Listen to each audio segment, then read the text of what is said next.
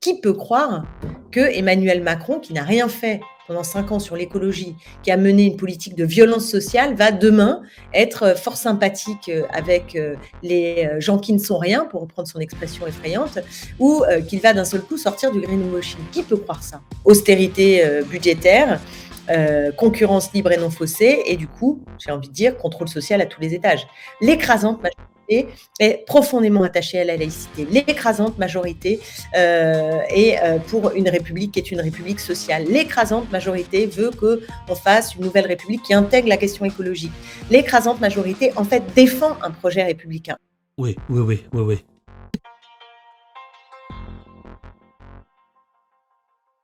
Bonjour à tout le monde. Oh la Et vache! bonjour David. Bonjour Clémentine, je dis la vache parce que tout ça est très raccord avec le code graphique d'Opost, ce rouge orangé sur les murs, sur le haut là. Ah ouais! J'ai écrit un tout petit livre, Les faussaires de la République, c'est la nouvelle collection du Seuil. Libelle.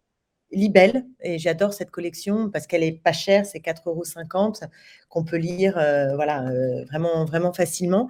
C'est sur les faussaires de la République et où justement je m'en prends alors à l'arnaque de la période en démarrant sur Manuel Valls qui a en particulier fracturé à gauche sur cette question-là, mais en marchant dans les pas de l'extrême droite et en vidant de sa substance le mot République, qui est devenu synonyme de laïcité, d'une laïcité comprise dans un sens très différent de celui de ses concepteurs de la loi de 1905, et banalisant au final, je résume à la serpe, hein, là, parce que j'imagine que ce n'est pas le sujet de ce matin, Ah si. mais et qui Du moment qu'on est dans le profond et dans... on peut parler de tout. Ah bah bien sûr.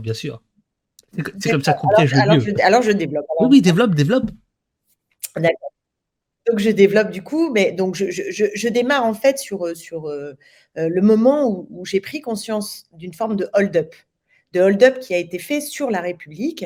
Alors ça remonte un peu puisque c'était en 2016, en décembre 2016, et en fait j'écoutais France Inter à l'époque chez moi, et là j'entends Manuel Valls qui était l'invité, et il dit il parle de moi d'un seul coup, et il dit: Clémentine Autain a noué des accords avec les frères musulmans. Alors là, j'étais assommée, quoi, en me disant: «Mais breaking news quand même, une femme, une féministe qui a noué des accords avec les frères musulmans, quand même, balèze». Il y a bien un journaliste sur place qui va dire: «Mais enfin, relever quoi, juste relever et dire: "Mais qu'est-ce que vous êtes en train de raconter?"» Pas du tout, pas du tout. À ce moment-là, il y a Cohen qui est là, et qui, au contraire, on l'entend là. J'ai réécouté depuis, on l'entend, et il lâche un bref, oui, enfin, oui.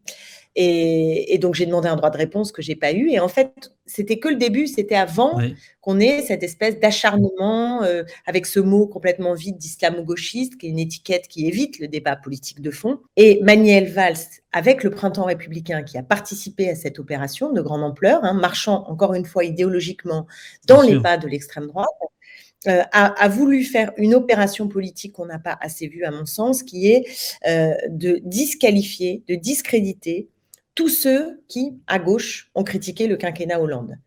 Parce que à partir de là, le débat a été déporté du bilan de 5 années où la gauche a été massacrée par un gouvernement qui se revendiquait de la gauche et qui a fait une politique de droite. Mais au lieu d'avoir ce débat-là, Manuel Valls a dit: attention, tout cela, ce sont des ennemis de la République, sans argumenter, sans qu'on ait un vrai débat. Or, ce que je dis dans Les faussaires de la République, c'est qu'en réalité, c'est nous qui défendons un idéal républicain qui s'inscrit dans une histoire, celle des révolutionnaires de 1789, de 48, de la Commune, et nous, on a ce fil historique qui est très fort et qui rappelle, comme le disait Jaurès, que la République doit être laïque et sociale, mais elle ne restera laïque que si elle est sociale.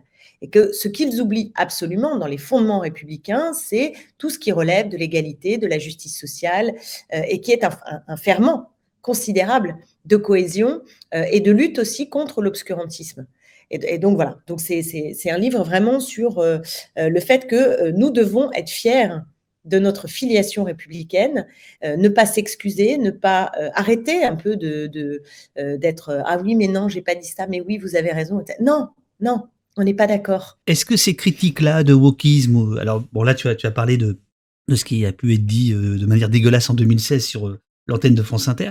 Est-ce que c'est des choses qui t'empêchent, qui vous empêchent vous, les gens du Parlement populaire, de l'Union populaire, de la France insoumise, d'avancer vraiment ou pas? Est-ce que vous pourriez, Oui, faire non, je heu, pense qu'il y a eu un tournant. Il y a ouais, eu un moment, oui, parce qu'il y a eu un moment où on s'excusait, où, on se divisait entre nous, beaucoup là-dessus. On ouais, s'est écharpés sur, l'interdiction du voile dans les écoles ou ailleurs, et cetera. On s'est écharpés et moi, ce que je dis dans Les faussaires de la République, c'est qu'il faut regarder, absolument ce qui nous rassemble comme projet profondément républicain. Je veux dire, à part des toutes petites marges dans notre grande famille politique, d'un côté ou de l'autre d'ailleurs, hein, ouais, je veux ouais. dire, l'écrasante majorité est profondément attachée à la laïcité. L'écrasante majorité est pour une république qui est une république sociale. L'écrasante majorité veut qu'on fasse une nouvelle république qui intègre la question écologique.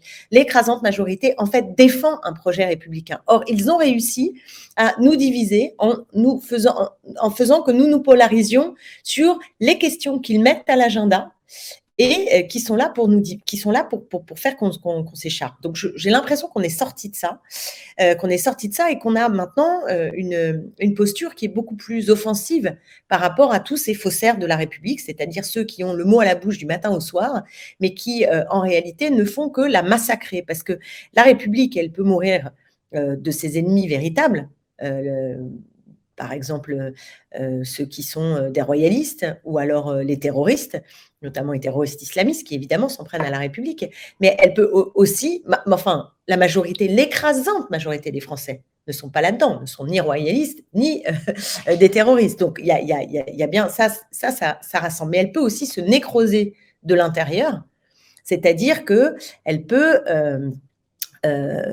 mourir parce que les principes qui sont affichés au fronton des bâtiments publics, liberté, égalité, fraternité, sont en train d'être maltraités par les politiques publiques. Moi, je dis toujours, la liberté, en fait, elle est morte parce qu'elle est devenue un synonyme de libéralisme économique, que l'égalité, en réalité, elle est en marche arrière, et que la fraternité, elle est morte dans la mer Méditerranée. Et donc, vous avez là un cocktail qui est un cocktail de mise à mal de la République par ceux qui nous font du matin au soir des leçons de République. Ce qui, moi, me met extrêmement en colère. Voilà. Hier soir, Macron, à un moment donné, a dit à Marine Le Pen qu'il y avait tromperie sur la marchandise. Où est-ce que tu trouves il y a le plus de mensonges, au fond, dans ce qu'on a entendu hier et dans ce qu'on entend depuis des mois et des mois? Alors, Marine Le Pen, le plus gros mensonge, c'est le visage social, de compréhension du peuple, d'empathie qu'elle affiche au regard d'un programme qui est un programme antisocial. Tout ce que nous proposons pour améliorer les conditions de vie du grand nombre, que ce soit la hausse du SMIC, il y a des salaires, mécaniquement, la hausse des minima sociaux, la retraite à 60 ans, parce que quoi qu'elle en dise, elle n'est pas pour la retraite à 60 ans, la consolidation des services publics, bon, j'en passe, et même la lutte contre l'austérité budgétaire, hein, qui permet justement de redistribuer les richesses, tout cela n'est pas dans son programme. Donc, elle peut avoir des mots d'empathie, ce qu'elle a fait encore hier, hein, une forme de parler de souffrance du peuple, mais Oui. elle n'a pas un programme qui permet de répondre concrètement à cette souffrance, voire même elle va accroître, enfin c'est pas voir, et par ailleurs elle va accroître les souffrances, parce que la mesure de préférence nationale, c'est très concrètement des millions de gens qui vont basculer dans extrême pauvreté, qui vont être chassés. Donc, ça ne résout pas les problèmes concrets de la majeure partie de la population qui est en souffrance. Donc ça, pour moi, c'est le mensonge majeur de Marine Le Pen. C'est vrai qu'elle a fait une espèce de mue par rapport à Jean-Marie Le Pen, son père.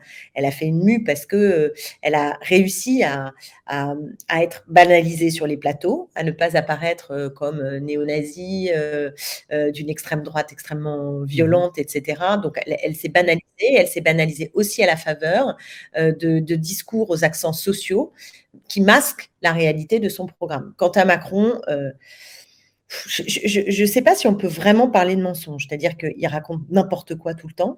Enfin, il y a une espèce d'agitation. Non, Ouais, mais je veux ouais, dire, la semaine dernière, il était pour la planification écologique. Enfin, je veux dire, les mots n'ont plus aucun sens, quoi. ouais. Mais souvenons-nous qu'il a été élu il y a 5 ans, alors qu'il était candidat, il avait écrit un livre qui s'appelait Révolution. Mmh. Donc je veux dire, partant pour au final, accélérer les politiques, qu'on a depuis 30 ans. C'est-à-dire faire pas exactement la même chose, c'est-à-dire aggraver, mais ce qui a été fait. Aller un peu plus loin dans ce qui a toujours été fait. Aucune révolution, c'est pas ça la révolution. Donc il a une capacité à prendre, voilà, comment on dit maintenant, à trianguler en fait, hein, avec les termes. Mais je crois que ça ne, je ne sais pas qui est dupe de ça. Tout le monde voit bien. Il a dit marcher, marcher, marcher, marcher plein de fois hier soir. Donc au moins on est au clair. C'est un projet libéral qui n'a aucune intention de s'affronter aux normes européennes qui sont édictées, et donc qui nous laisse dans le carcan, hein, de ce triptyque austérité budgétaire, concurrence libre et non faussée, et du coup, j'ai envie de dire, contrôle social à tous les étages.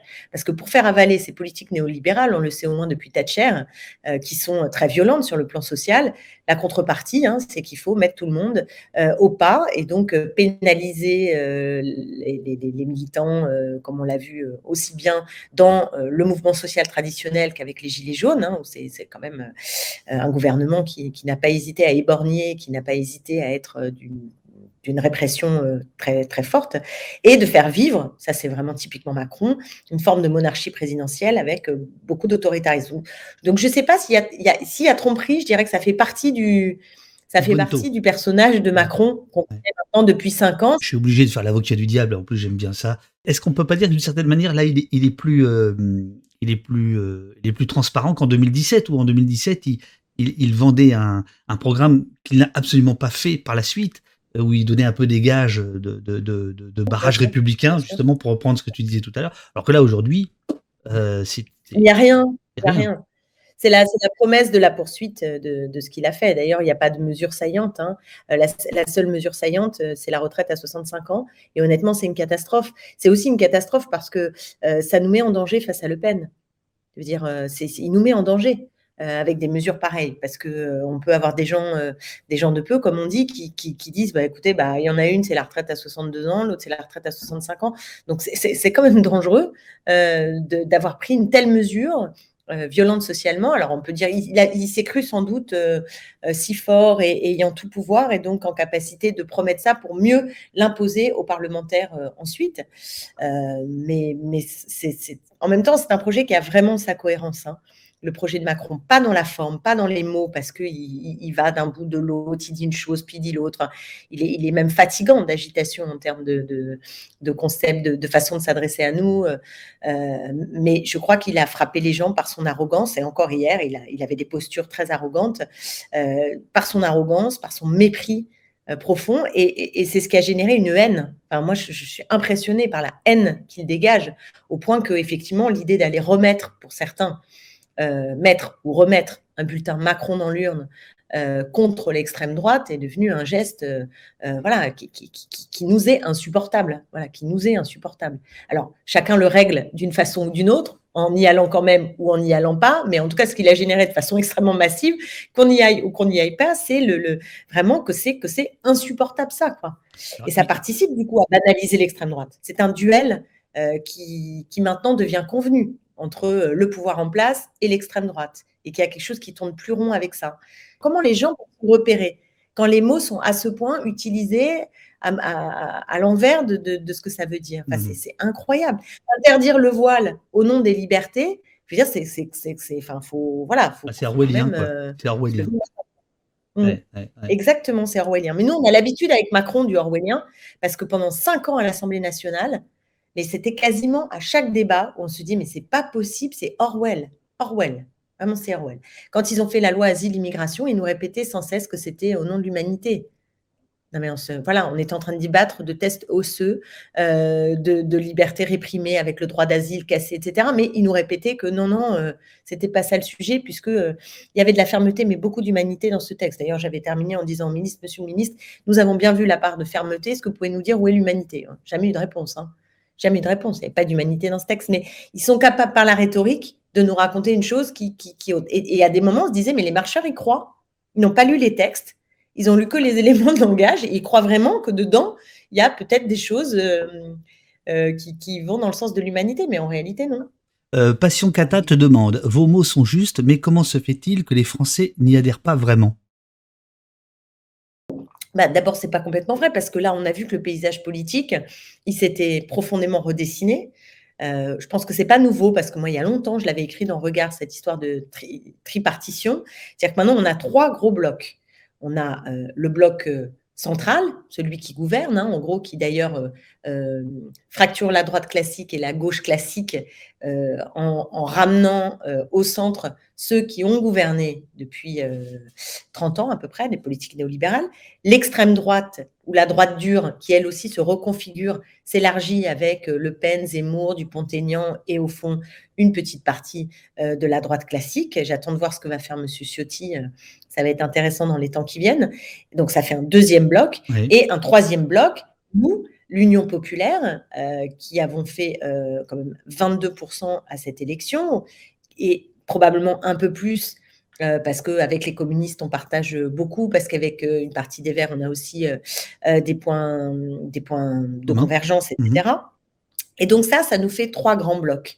Et je crois du coup que nous ne sommes pas, c'est pas qu'on, voilà, on est un peu nouveau dans le paysage politique par rapport aux 2 autres blocs. Donc c'est peut-être ce qui fait qu'on n'a pas réussi à être au second tour. Mais enfin, je rappelle d'un seul point, hein, c'est pas considérable non plus, et que nous avons une responsabilité maintenant à faire grandir et à viser absolument la majorité. Parce que cette gauche qui est forte, qui est une gauche radicale au sens de prendre à la racine les problèmes, elle n'a pas vocation à jouer les utilités auprès d'une autre force plus modérée qui, elle, serait dominante. Ça, c'était le schéma classique.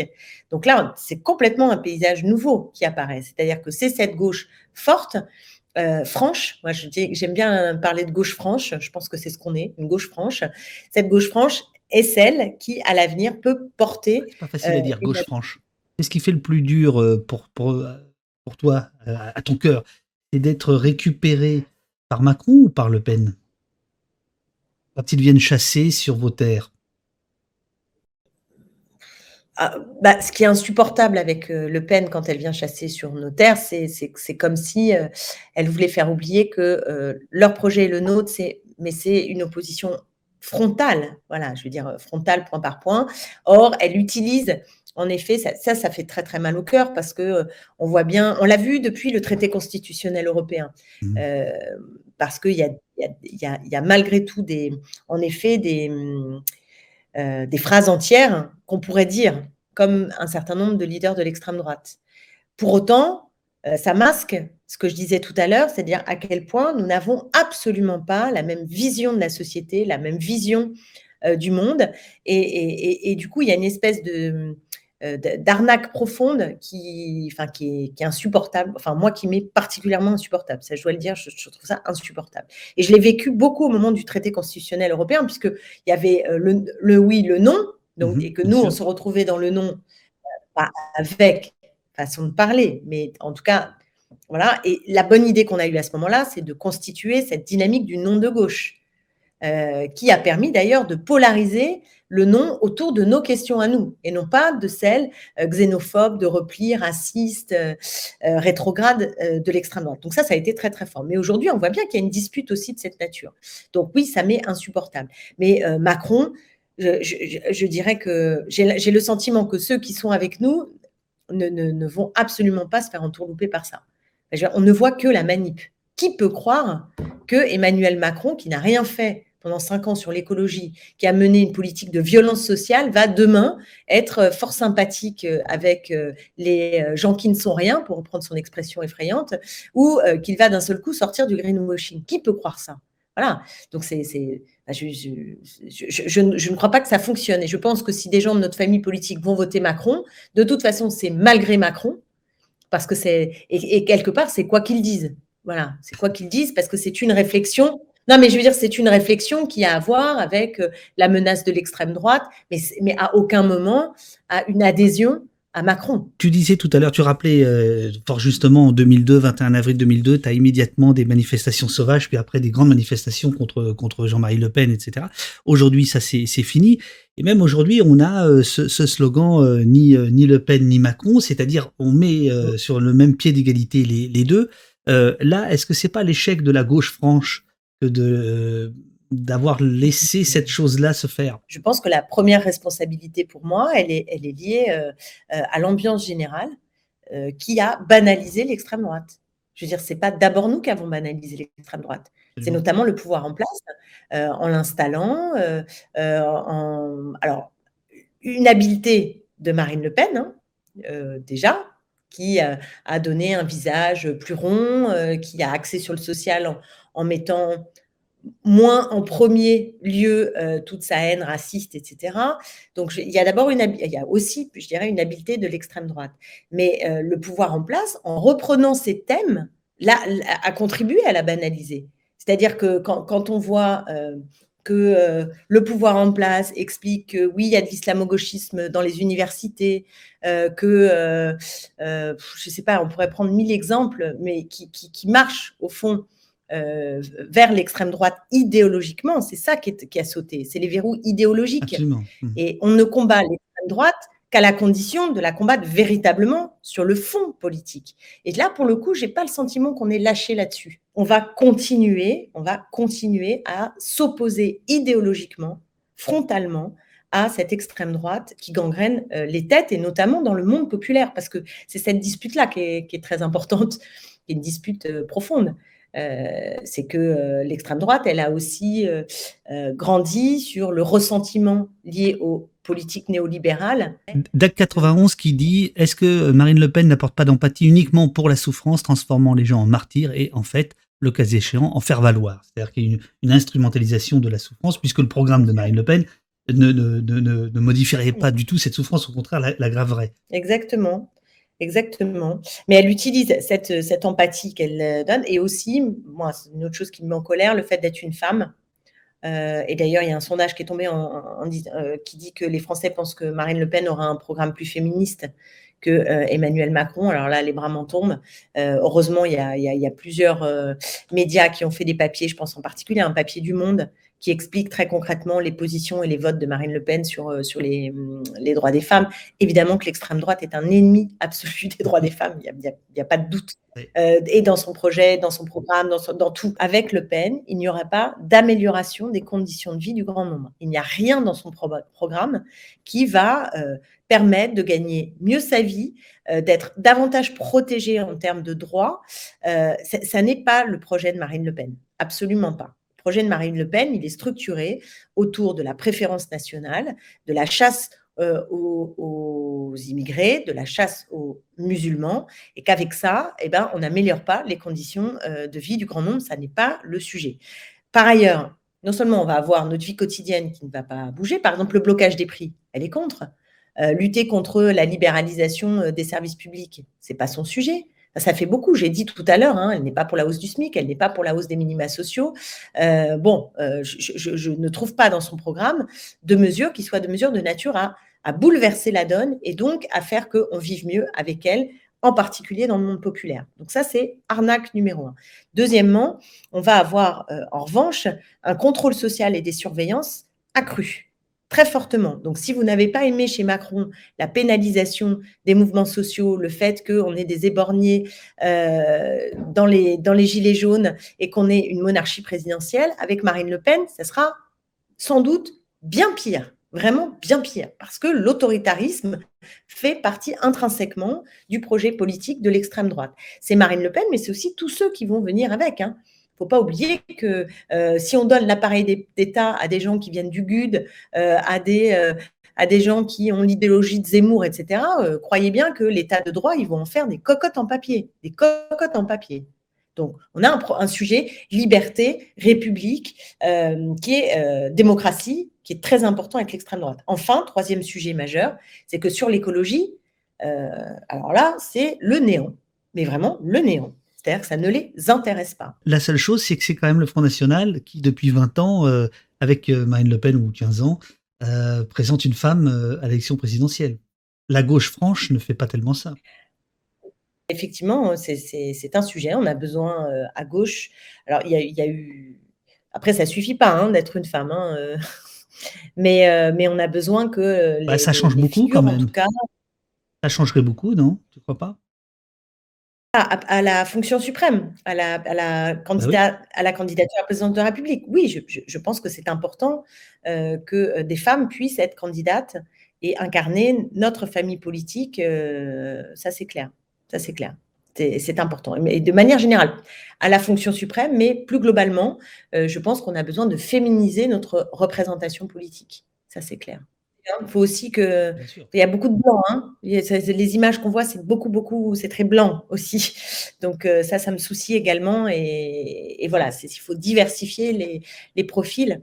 On essaye de le faire. C'est pas si facile. Ça pose plein de questions, mais il faut en avoir une volonté farouche. Tout à l'heure, c'était très intéressant ce que tu disais. C'est-à-dire que vous, en tant que député, vous avez eu une mandature, enfin, vous avez eu une difficulté finalement à débattre parce qu'en face, vous aviez Rouel. Je pense que ça sera pareil lundi, enfin pas lundi, mais en mois de juin, quand vous allez être ceux qui vont être réélus. Alors moi, je me bats pour qu'on ait une majorité en juin. Donc je ne renonce pas à me projeter dans une opposition à l'un ou à l'autre, ce qui ne serait pas tout à fait la même chose, hein. D'abord dans l'ambiance du pays aussi. Bon, mais disons que je sens qu'il y a en germe une colère très grande, et donc moi je ne sais pas dans quel état on est en septembre, en octobre, si on ne gagne pas, hein. Mmh. Euh, je sais pas. Je sais pas, parce que je sens encore une fois que, avec la hausse des prix, l'inflation, c'est un vrai sujet, hein.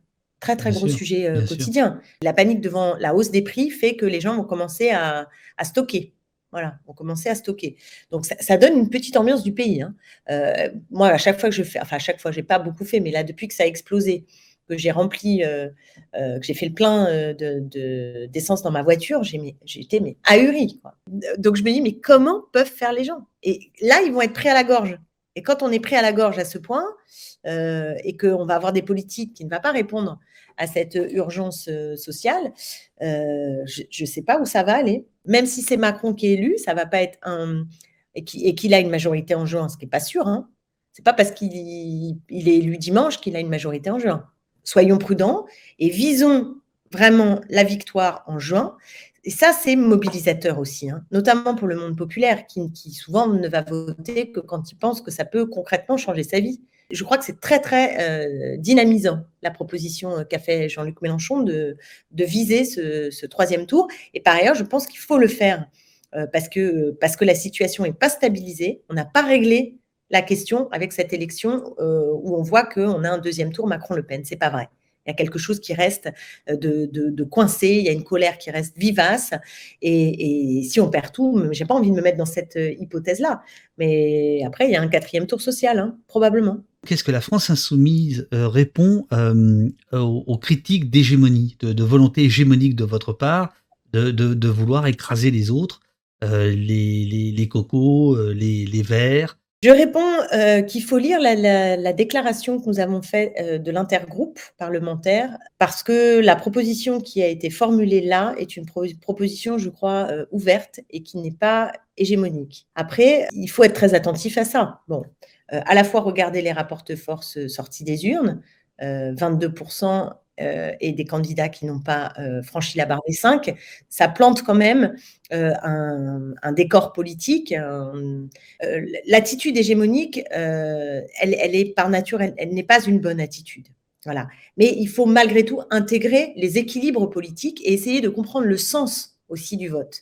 C'est-à-dire qu'il y a une stratégie qui a été mise en place par Jean-Luc Mélenchon et que cette stratégie a été validée. Donc, il faut quand même l'entendre, c'est ça que je veux dire. Et après, il y a de la marge de discussion. Il y a de la marge de discussion et il faut créer un cadre qui respecte le pluralisme politique et qui sache faire vivre le pluralisme autour d'un projet partagé qui dégage une cohérence d'ensemble. Je veux vraiment dire qu'aujourd'hui, l'attitude n'est pas la même et que la main est réellement tendue aux communistes, et j'espère que très vite, il y aura un accord législatif avec les communistes. Elle est tendue au NPA et elle est tendue à Europe Écologie Les Verts. Génération a répondu déjà favorablement et la discussion est ouverte avec Europe Écologie Les Verts. Donc moi je reste, j'ai toujours été une femme de rassemblement. J'espère vraiment qu'on va réussir ce rassemblement et je sais aussi que pour qu'il fonctionne, on a besoin que chacun et chacune soit respecté. Mais je veux ajouter une chose, c'est qu'il faut entendre que notre main tendue, c'est pas simplement aux organisations politiques, parce que ça ne suffira pas. Ça ne suffira pas de s'entendre entre états-majors d'organisations politiques. Donc, on a un besoin d'aller chercher dans la société, à mobiliser comme on a su là le faire remarquablement, notamment dans les territoires d'outre-mer et dans les banlieues populaires comme la Seine-Saint-Denis, où on a eu des scores absolument incroyables, hein, au-delà de 50%, mais on n'a pas fini le travail. On n'a pas fini le travail et on a bien analysé les résultats et on sait que, alors d'ailleurs on a discuté avec François Ruffin pour savoir exactement comment on nomme cette France périphérique, cette France de la diagonale du vide, cette France des gilets jaunes. Voilà, il y a un peu débat sur ça, mais je crois qu'on voit bien parce que c'est à la fois le monde rural, mais il y a beaucoup de villes dans ce monde rural aussi, mais qui sont plutôt des sous-préfectures ou des petites villes et qui se sentent délaissées. Et là, dans ces territoires, il y a, je crois, des habitants que nous avons encore à convaincre et ça fait partie de l'extension de notre force que d'être capable aussi de trouver des médiations pour que se lèvent là aussi des masses de personnes qui viennent voter pour exprimer leur adhésion à un projet qui nous fait avancer vers le partage des richesses, vers le partage des pouvoirs, le partage des savoirs, mais qui répondent aussi aux problématiques posées par les Gilets jaunes, notamment une fondamentale qui est l'égalité entre les territoires. Jusqu'ici, la gauche, elle a pensé l'égalité sociale, l'égalité des droits. Et pour moi, une des thématiques fortes qui doit être plus centralement, plus au cœur en tout cas de notre discours, c'est la question de l'égalité entre les territoires. Ça, c'est fondamental et je pense que c'est une des clés.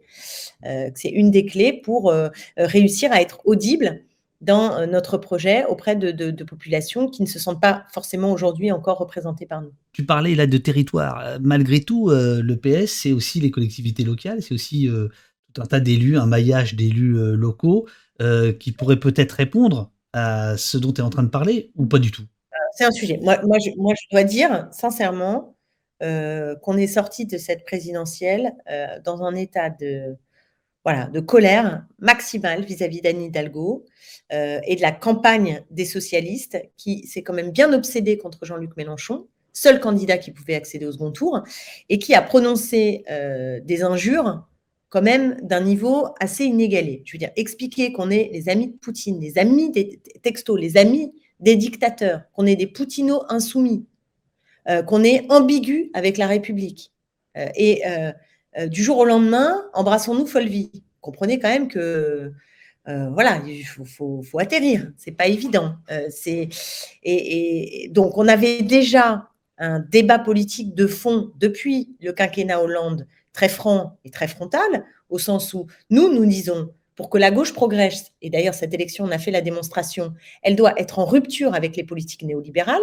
Est-ce que vous faites comme nous ce constat clairement et donc vous faites un aggiornamento par rapport à ce qu'a été le quinquennat Hollande? Je n'ai pas le sentiment qu'au cours des 5 dernières années, cet aggiornamento ait été particulièrement bien énoncé. Voilà, c'est-à-dire qu'il a été audible, qu'il a été argumenté dans des livres ou des interviews qui donnent la mesure de ce pourquoi le quinquennat Hollande a échoué. Donc ça, c'est un problème politique de fond. Voilà, de fond. Et s'ajoute à ce problème politique de fond structurel un problème qui est un problème de la nature de la campagne qu'a voulu Anne Hidalgo et qu'ont soutenu les socialistes et qui ne crée pas tout à fait une ambiance de dialogue, une ambiance chaleureuse d'échange. Donc voilà la situation à laquelle elle se trouve. Donc du coup, nous, dans la déclaration, ce qu'on a fait, c'est qu'on commence par le fond politique. Parce que si on veut dénouer cette situation, y compris avec des socialistes, partons à ce moment-là du programme, du fond politique. Dans la lettre, et c'est pourquoi je vous invite vraiment à lire cette lettre, nous disons qu'il y a un certain nombre de points de programme sur lesquels nous proposons de nous entendre et qui est une forme de préalable. Ce n'est pas tout le programme. Ça ne veut pas dire qu'on demande à tout le monde de se rallier à nos, je ne sais plus combien on en a, mais centaines de propositions.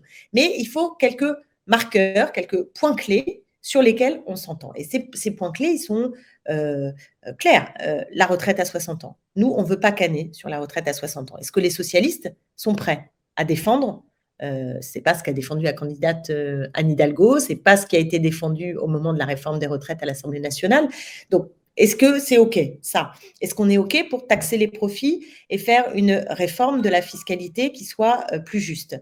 Est-ce qu'on est capable de mener la planification écologique, c'est-à-dire d'avoir un ensemble de transitions en profondeur de notre modèle de production? Est-ce que ça, c'est OK?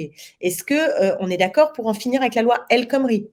de l'abroger et d'arrêter avec la casse du code du travail. Ce que je veux dire, c'est que est-ce qu'on est d'accord avec la sixième République, ce qui n'est pas pour l'instant la proposition politique du Parti socialiste. Est-ce qu'on est d'accord ou est-ce qu'on n'est pas d'accord avec tout ça? Donc nous, on pose ces grands marqueurs et je dirais que de ce point de vue, on a besoin d'entendre aussi les socialistes, pas simplement dans un vote qui dit on est OK pour bosser avec vous et on aurait l'impression qu'il s'agit juste de sauver des députés socialistes en perdition, mais est-ce qu'on est OK pour avoir un accord politique? Nous, on ne veut pas un accord technique, on veut un accord politique pour construire dès juin une majorité capable de gouverner. C'est ça notre enjeu. Donc, il ne faut pas faire preuve de sectarisme, y compris à l'égard des socialistes. Je suis d'accord, mais Oui. reconnaissez que Mais l'ambiance de ça travail venir. n'a pas été bien posée. Il y Hein? a des gens qui te trouvent très conciliante, alors qu'ils ont été hardcore. Asparok Ah oui, pose mais be moi, je suis pas bon, ils me trouvent conciliante. Non, non, je suis pas conciliante. bah, Faut ce rectifier. matin, heu, Non, j'essaie d'avoir un esprit d'ouverture parce que, alors je veux bien répondre là-dessus. J'essaie d'avoir heu, un esprit d'ouverture parce que c'est notre responsabilité, parce qu'on est en tête. Mais comme vous l'avez entendu, je suis aussi assez ferme sur les prix. Hein. C'est-à-dire que je pense qu'il faut cet esprit d'ouverture, mais il ne faut pas raconter d'histoire. On ne va pas faire un bricolage, et ce n'est pas notre état d'esprit, de dernière minute avec des socialistes qui ont pour préoccupation de sauver leur siège. Voilà. Nous, ce qu'on veut, c'est construire une majorité politique cohérente. Donc voilà, si ça paraît conciliant, je suis bon. à partir de combien de députés ça devient, intéressant d'être un groupe? En dessous de 15, il n'y a pas de groupe. Il y a pas de Pour groupe? l'instant, à l'Assemblée Voilà, nationale, il faut être 15. Voilà, si vous n'avez pas 15 députés, vous ne pouvez pas faire un groupe. voilà. Mais nous, notre enjeu, c'est pas de nous adresser aux uns et aux autres uniquement pour savoir s'ils vont sauver leur groupe pour pouvoir constituer un groupe. Comprenez que là, on est en train de parler de l'avenir des Français, on est en train de parler d'un programme politique, et c'est vrai que nous, on ne lit cet accord des places qu'à la condition qu'il y ait un accord de fond. On tiendra bon sur le contenu, et que celles et ceux qui nous ont fait confiance justement pour incarner cette gauche de rupture à plein d'égards, on n'a pas l'intention, sur l'autel d'un petit accord au dernier moment pour des postes législatifs, de mettre tout ça à la poubelle. Non, on veut rester ferme sur ce qui a créé de l'élan, ce qui a créé de l'espoir, et on ne veut pas le dilapider. Maintenant, la porte est ouverte parce qu'on sait qu'il va falloir agréger plus encore. On ne va pas y arriver tout seul.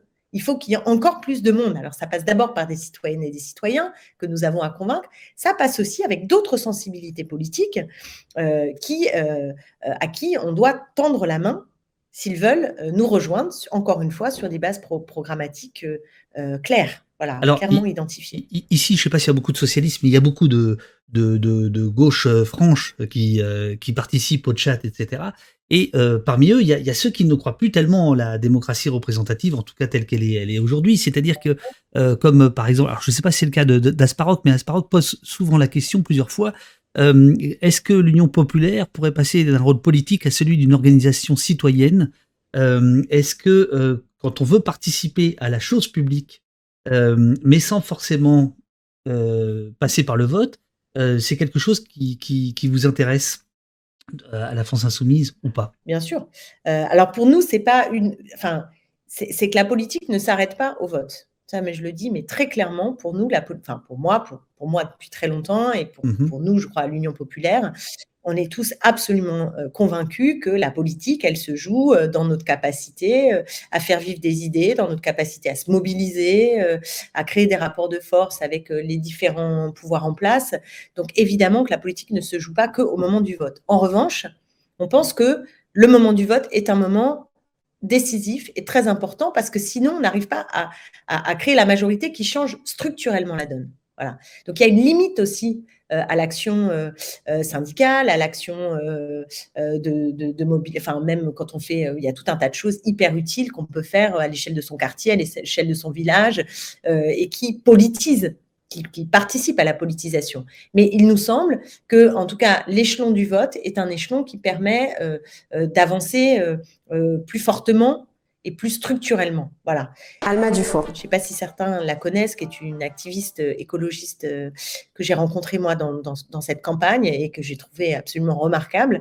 Elle a réussi à formidablement énoncer pourquoi elle a basculé justement de l'activisme à la politique, parce qu'elle dit qu'à un moment donné, elle avait l'impression de se confronter à un mur et de se dire peut-être, d'abord, on n'arrivait pas à gagner. Elle a mené des luttes. C'est elle qui a été notamment connue parce qu'elle a mis des chaises là, dans une banque et condamnée pour ça, mais aussi les tableaux de Macron, enfin bon, voilà, de l'activisme vraiment que nous, on a soutenu, hein, et qui est utile, et qui est vraiment utile. Mais à un moment donné, elle a passé le pas parce qu'elle a vu aussi la limite de cet activisme-là. Et elle s'est dit, il faut faire quelque chose qui permet justement qu'on ne soit pas simplement en train de nous adresser à, mais d'être en responsabilité pour pouvoir transformer plus structurellement. Et ça ne suffira pas. Ça ne suffira pas. C'est-à-dire que si on gagne, en juin par exemple, si on a une majorité, il ne faut pas croire que nous tout seuls, en nous déléguant des postes de ministres et une majorité au Parlement, la messe est dite et on peut rentrer chez soi et attendre que ça se passe. Hein. Ce n'est pas du tout comme ça que ça va se passer. On aura toujours besoin de cette action au quotidien, de cette mobilisation populaire au long cours. Et moi, j'ai en tête 36, par exemple. Hein. Je veux dire, en 36, les congés payés ne sont pas dans les programmes politiques et ils le deviennent parce qu'il y a un grand mouvement social qui le réclame. Et c'est cet aller-retour entre la mobilisation de la société et l'action au sommet de l'État qui est de nature à transformer la société en profondeur. Donc moi, je ne vois pas la politique comme étant juste le moment des élections et on gagne et puis merci à rentrer chez vous, mais plutôt comme quelque chose qui irrigue l'ensemble de la société et donc qui peut se faire par différents biais qui se complètent les uns les autres. Mais moi, j'invite quand même à ne pas rater le moment du vote, qui est quand même un moment, je crois, très important pour pouvoir s'exprimer, même si, quand on n'est pas content, on va voter blanc. Ce qu'il faudrait d'ailleurs comptabiliser, ces votes blancs. Ah oui. Malheureusement, ne le sont pas aujourd'hui. Nous, on est favorable à cette comptabilisation et voilà, et on a le droit aussi à ce moment-là de dire, oh, écoutez, moi, il n'y a rien qui me convainc. La question médiatique, par exemple, est-ce que tu trouves que les choses le regard des journalistes et des médias mainstream a changé sur vous? Moi, j'ai trouvé les médias mainstream moins violents qu'en 2017. Alors, dans mainstream, il y a aussi la gauche mainstream. C'est-à-dire que la dernière fois, on a pris cher de la part de médias qui étaient des médias comme, par exemple, la Une de l'Obs en 2017 ou avec un texte de Onfray qui lui cassait la tête ou des éditos de Libération extrêmement violents contre Jean-Luc Mélenchon. J'ai trouvé que là, c'était quand même moins rude. Et tant mieux. Voilà, et tant mieux. Après, Et ça a de l'importance ou pas? Pour vous, oui, évidemment, mais au-delà de vous? On ne cherche pas non plus à être totalement normalisé. Enfin, je veux dire, si d'un seul coup on devient les coqueluches des médias mainstream, il faudra s'inquiéter quand même. Hein, c'est-à-dire, il y a un truc qui ne tourne pas rond. Bah, on sera là pour vous Voilà, gratter. c'est qu'il y a un truc qui tourne pas rond. Mais entre ne pas être les coqueluches des médias mainstream et se prendre des tas de boue H24, c'est pas tout à fait la même. Hein, voilà, c'est pas tout à fait la même. Donc, je dis pas qu'on est sorti des caricatures, je dis pas que on s'en prend pas plein la tête, etc. Ça continue. Mais il me semble que le climat cette fois-ci a été moins hard. Et la presse indépendante, alternative C'est une presse indépendante qui fait son travail. Voilà. Donc, elle doit impérativement le faire avec ses termes. Et je crois qu'on ne peut pas demander à cette presse indépendante qui est proche de nous, de ne faire que des papiers expliquant qu'on est formidable du matin au soir. Ça, je pense que ça n'est pas correct d'un point de vue démocratique. Ça n'est pas correct si on croit au travail journalistique. Donc moi, en tout cas, pour ma part, alors évidemment, dans une campagne électorale, la presse indépendante qui pense que ça serait quand même mieux que ce soit nous qui gouvernions que les fachos ou la Macronie, a aussi une responsabilité à ne pas en rajouter dans ce moment-là. Voilà. Mais faisons attention à aussi accepter qu'une presse indépendante est donc indépendante. Voilà. Même si elle nous est proche, elles ne sont pas nos laquais. Je ne sais pas si je suis claire, mais... Ah si, très clair, c'est très bien. On garde. Merci infiniment d'avoir pris le temps de... Merci à toi et merci à tout le monde. Bonne journée. Et puis, on se retrouve avant les législatives, quand même. On se retrouve avant les législatives. Une nouvelle convocation, quand même. Hein, bon, merci beaucoup. Convoqué. Bonne journée à toi. Merci beaucoup. Ciao. Bonne journée. Merci.